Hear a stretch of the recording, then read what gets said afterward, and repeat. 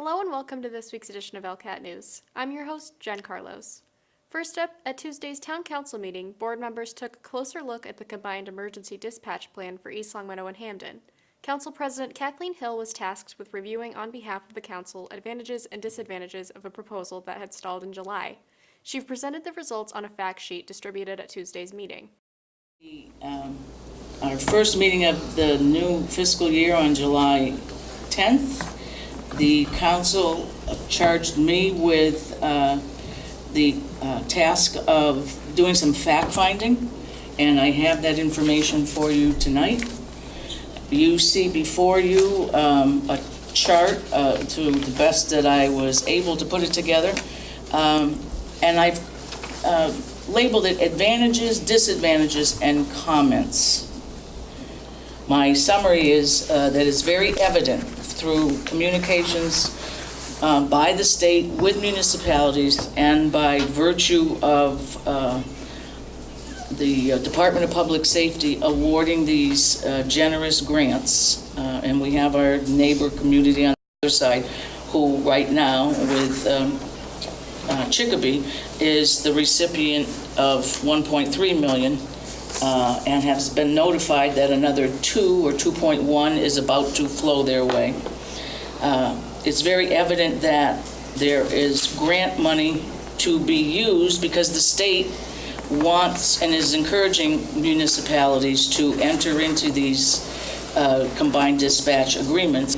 My recommendation is to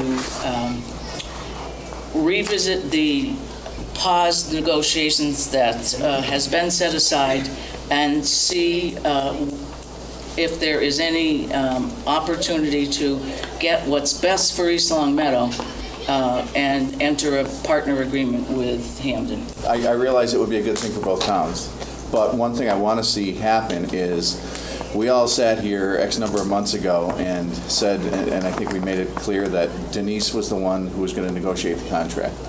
So, and these are my words, a few people went off the reservation and met with Hamden, which I don't think they should have done because the rest of us didn't know about it.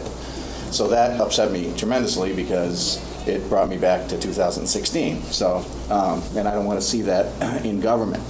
So therefore, if we can keep with having one person be the one in charge of the negotiations with obviously you as a background, just like Denise did with Kevin, I have absolutely no problem with revisiting it. So okay. That's my thought. Let's get the numbers down. Let's get the contracts back. Not saying don't continue the discussion, but continue a discussion now with more options and making sure that we're not putting our police and fire into a situation that is not going to be in the best interest of our overall public safety. You know, now, if for some reason this doesn't work, if we're to, is it too late to try to explore getting in with Chicopee and Longmeadow? Because if they're getting $2 million for 2 people, what would they get if 3 of us are now involved? They've got the infrastructure. Chicopee's way bigger than us and Longmeadow. There was things we didn't like about it, but there's going to be things we're not going to like about any of this. But the bottom line being that it's inevitable that it's going to happen, and the issue with regards to who's in charge is probably irrelevant because the job will get done through the contract and through what they termed a executive review committee, so that each host community involved in this decision will have people on that board which will make these decisions to decide where the funds go, where the money goes, and where. That's correct. I didn't. Yeah, and where, what decision. After some discussion, Town Manager Denise Menard presented the alternative of having East Longmeadow host the dispatch as the best way to continue the approach to a joint agreement.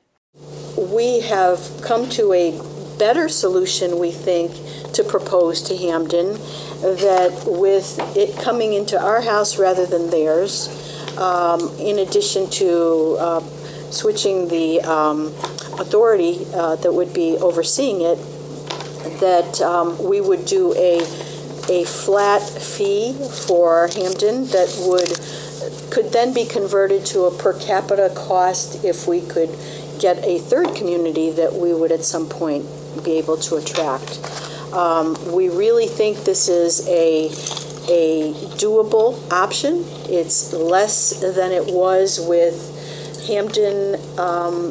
Hamden's proposal. It's less than the 50-50 split for both sides, and it's in our house. Let's at least further due diligence of trying to discuss with Hamden or any other community, but in this case Hamden, of having a regional dispatch with East Long Meadow being the host. Clearly, the charter says the manager executes the contract, but because money will be involved, the council would have to Yeah, we vote on the vote on, obviously we want to be aware and approving of the conditions, and we would vote the appropriation. In other items before the council, Denise Menard also touched upon the ongoing complaints against Republic Services, East Long Meadow's trash pickup company. Friction between the town and Republic began in January when up to 60 streets had missed pickups each day. Also, we continue to have issues with our trash company, Republic Services. In addition to not completing daily routes throughout the summer, it's not every day, it's off and on. As recently as last Thursday, we've also discovered that they're not following provisions of the contract that are causing our disposal fees to increase. So they're picking up at some businesses, they're picking up more than what the contract says they're supposed to pick up. So we're trying to work with them to just, it goes to the question that you all had during the budget season, why is our trash disposal going up so much? So we've got to get that back to where it should be. Also on Tuesday, the planning board resumed a public hearing on a self-storage facility for an industrial parcel on Baldwin Street, ending with a vote of approval for the project from the board. Take a roll call. John? Yay. Louis? Yay. Yay. Russ? Yay. So it passes 4-0 unanimously for who's here. So the site plan is approved. Residents in attendance indicated their intention to appeal that decision to the Zoning Board of Appeals. Now that it's approved, what's the next step? 20 days from the time that the town clerk stamps that appeal in, interested parties have the right to appeal. But as to what you can appeal on, that's up to you to determine with your counsel. And I've already spoken and we've already established that the dirt hill is not public at all. And that is the concern we have. We also have concerns about how you're saying we can lower the berm instead of hiring it so that we cannot see the lighting or the noise, and it does echo. So that is a concern in the transients that will use it, because even though it's only open during business hours, everybody in this room is familiar with what is stored inside self-storage unit. That's not, you can set restrictions on it, and we all know that once you privately rent one. Okay, the point is, you have a right to appeal. Yes, I do. Basis to your appeal is for you to determine. Yes, it is. Okay? So that's it, 14 that's- days. That's what I needed. Thank you. And at the first school committee meeting following the summer break, Superintendent Gordon Smith provided an update on the ongoing window and door replacement project at Meadowbrook School. The school will certainly be open to welcome back students on the 28th, certainly for staff on the 27th. If you pull up to the front, you're going to see a brand-new walkway. Right now, you do not see a new front door, but you will eventually see a new front door. And you'll see the framing for a new front vestibule. So eventually, you're going to have intercom and cameras both on the exterior door and then the interior vestibule. You'll see a brand-new cafeteria look.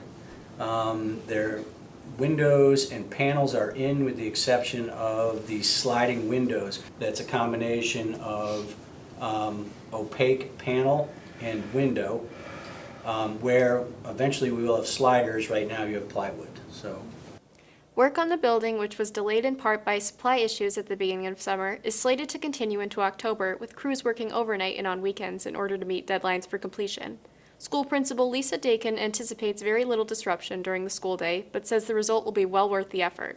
You know, everything is operable, everything is safe. You know, they will notice workers on the premises and on site after school hours, and just excuse the appearance until we're done. But once it's done, it's gonna be beautiful. And a reminder that Saturday, September 8th from 9 a.m. to 12 p.m. is the annual East Longmeadow Bike Rodeo. Stop by this free family event, which will take place at the East Longmeadow High School parking lot, for face painting, bike skill events, giveaways, and more. For early registration, contact the Health Department at 413-525-5400, extension 1103. Finally, on Sunday, October 7th from 11 a.m. to 5 p.m. is the Veteran Picnic in the park. Stop by Heritage Park for food, music, and more in celebration of military families. Current service members, veterans, family members, and residents are welcome to attend the event. Everyone is encouraged to come for the food, music, entertainment, demonstrations, games, and activities for the kids, and a wealth of information and resources available from local, state, and federal veterans agencies. If you are a veteran, know a veteran, or care about a veteran, please plan on joining us, rain or shine, on Sunday, October 7th. There'll be plenty of parking in the park, as well as the East Longmeadow Senior Center directly across the street. We hope to see you there. That's it for this week's edition of ELCAT News. I'm your host, Jen Carlos. Thanks for watching. See you next time.